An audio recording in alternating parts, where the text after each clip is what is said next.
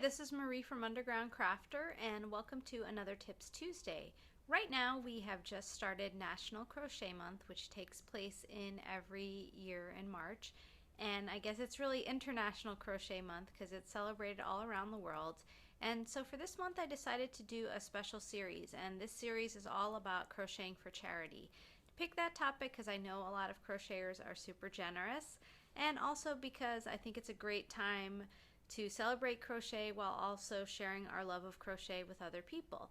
So in today's episode, I'm going to share some tips for getting started with charity crochet. So if you're new to charity crochet, hopefully these tips will get you started. If you're a charity crochet pro, I'd love it if you could share some of your tips in the comments as well. So if you're new to charity crochet, here are some tips I have for getting started. First off, I think it's a great thing if you will connect locally with other yarn crafters, and these could be crocheters or knitters in your local community, because you can find out about local needs for charity donations, as well as meet people and have fun. So that's always a good thing. So the first place I recommend that you check out is your local Crochet Guild of America chapter. So most parts of the country have their own chapter of the Crochet Guild of America, and I'll put a link in the notes either on Facebook or YouTube, wherever you're watching this, so that you can find those chapters and search through them. The chapters are super fun in general. Those are run a little bit differently in different parts of the country, but basically there are places where crocheters get together and meet, usually maybe once a month, and a lot of time chapters organize charity drives, so that could be a way to get involved with charity crafting. And if they don't organize a drive, you can probably ask different members about any local charities that they contribute their crochet projects to, and they will give you some ideas. That might be people that actually donate or people that work at different organizations. So for instance, another crocheter who works in a hospital might know that that hospital is organizing a drive for blankets for the NICU, or for patients that are going for treatment for certain different illnesses. So you can often find out through other members about different charities. So that's one way. And also other ways to meet local crocheters is of course through your local yarn shop. And I will put some links that will help you find a local yarn shop if you're not already familiar with your local yarn shop already. And of course there are other local organizations that you may do volunteering with.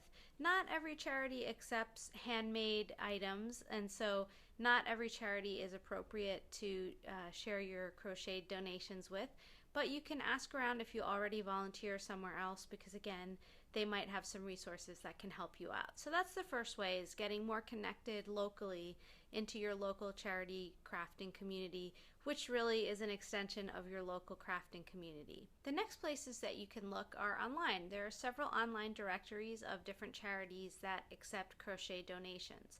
Now these charities may or may not be in your local area, so there may be additional shipping costs.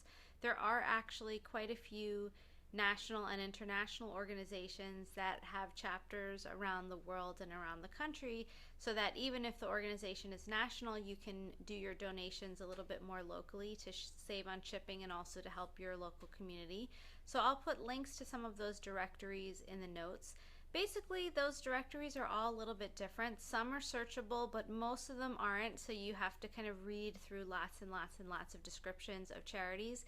So what I recommend is if you have a specific type of thing that you're interested in, so for example, if you're interested in crocheting blankets, you would do find and then put in the word blankets, and then you can search through the web page really quickly. And depending on your browser, you know, it's usually either Control F or Apple F to find and search through a particular web page. So that's one way you can search by the type of project. You can also search by the type of charity. For example, if you are looking for a charity that works with children or with animals or with patients of a certain particular illness, all of those different things you can search for and try to find a charity that you feel excited about contributing to, either because it's a cause that you care about or because it's a type of project that you enjoy making. So I hope these two tips have helped you to get started with charity crocheting. So again, it's to get more connected locally in your community and to look through online directories to help you find a charity. So in today's episode of Tips Tuesday, I really focused on finding the charity because it's just about getting started. In next week's episode, I'm going to share a little bit more tips to get a little bit further involved in charity crocheting. So until then, enjoy National Crochet Month. Please do share in the comments your own tips for getting started with charity crafting. And if you have a moment, I'd really appreciate it if you would follow me on Facebook or subscribe to me on YouTube, wherever you're watching. Thanks so much and have a wonderful day.